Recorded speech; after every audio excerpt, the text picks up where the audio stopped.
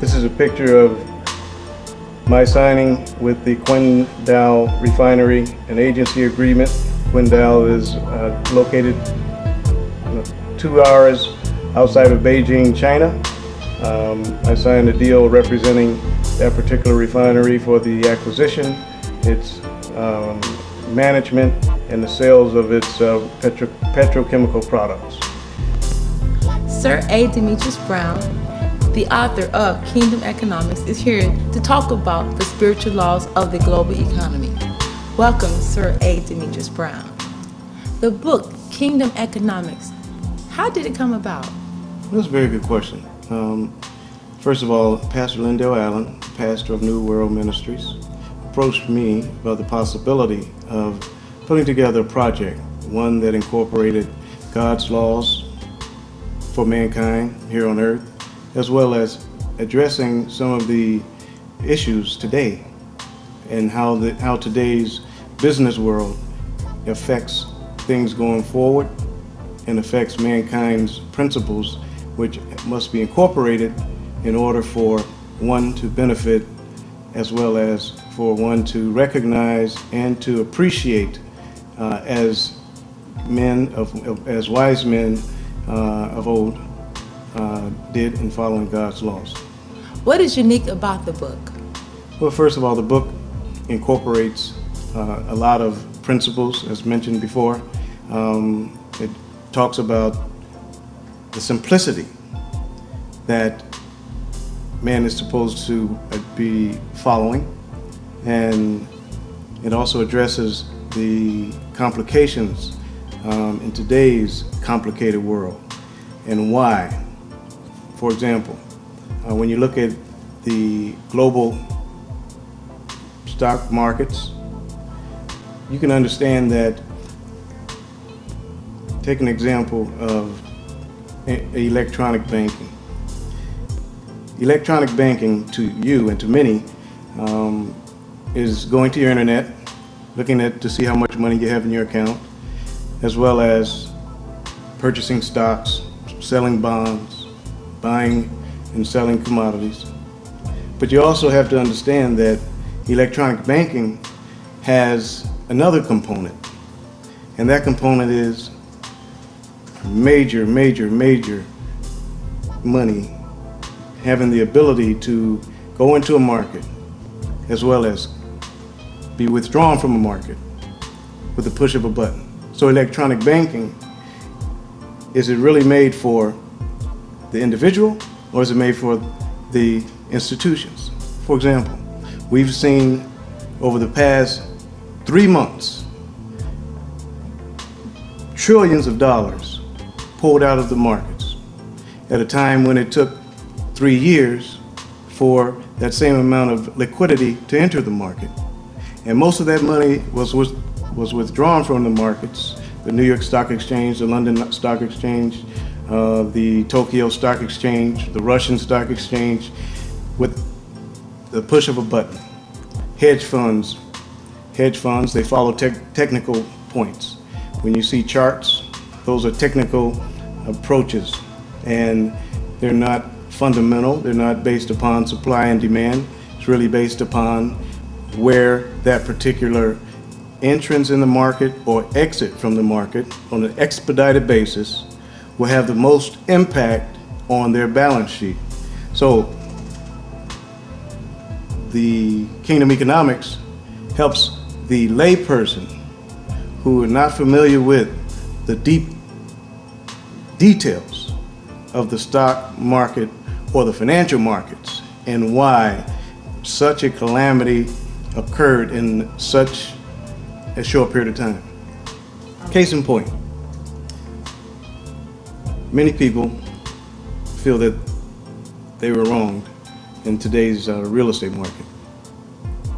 And the reason being is that, as the Bible stated, where one's treasury, so is one's heart.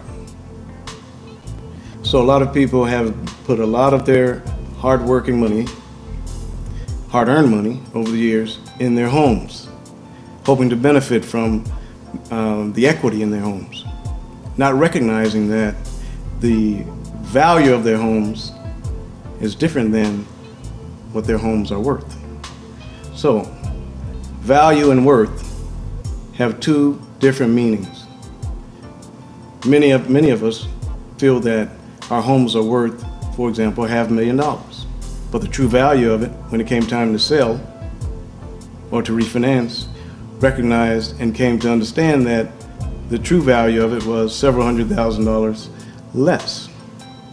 And why did that happen? The reason that happened is that you might go to your local bank, the bank that you have your deposits with, and get a mortgage against your home, not knowing that that mortgage was sold to a bank in Switzerland. Well, the bank in Switzerland, who wanted its liquidity, wanted its money back from the bank that sold it to them, did not receive their liquidity, and so they called on the cash from the institution whom you had your loan written with. And so what I'm trying to point out in this particular book is that the economy, our economy, is not just a North American economy, it's not just a US economy. Our real estate market, our homes, is not just based on what's going on locally. It demonstrates in the book, The Kingdom Economics, that this is a global economy. Not just a global economy, but a global recession, and maybe a global depression. And the impact of a global depression affects all of us. It affects us psychologically, it affects us financially, it affects us from a spiritual standpoint. And with that being the case, we felt that it was important to address those issues and to put it in a format that we can all relate to. Something as simple as our homes, something as simple as computer banking, something as simple as how to go forward after being hit financially as we have been hit today. What are some of the issues about the book Kingdom Economics? Well, this book addresses mankind. It takes out a lot of the questions as it relates to what do I do next? How do I go forward? Well, there's a lot of simplicity in the spiritual laws. For example, the Bible states man is to be fruitful, multiply, and replenish the earth. Well, man has become fruitful, man has multiplied, but man has not replenished the earth. There's something in our economy that's called black gold, which is crude oil. And we see that a lot of our life is affected around the world by oil or gas coming out of the earth.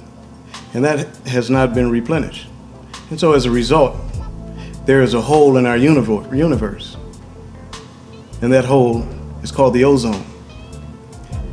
By man being simplistic and following the basic laws of God's principles of replenishing the earth, such an issue will not be present. This issue is so big that man can grow 1 billion trees to try and close this hole that is in our ozone, and that hole will not be closed. There's only one way. There's only one way in which we can deal with global warming, and that is with the hand of God, the specific hand and spirit of the Creator. Man can do nothing but talk about it. So, in following the spiritual laws of the global economy, you can understand that there's guidance. And with guidance, there's wisdom.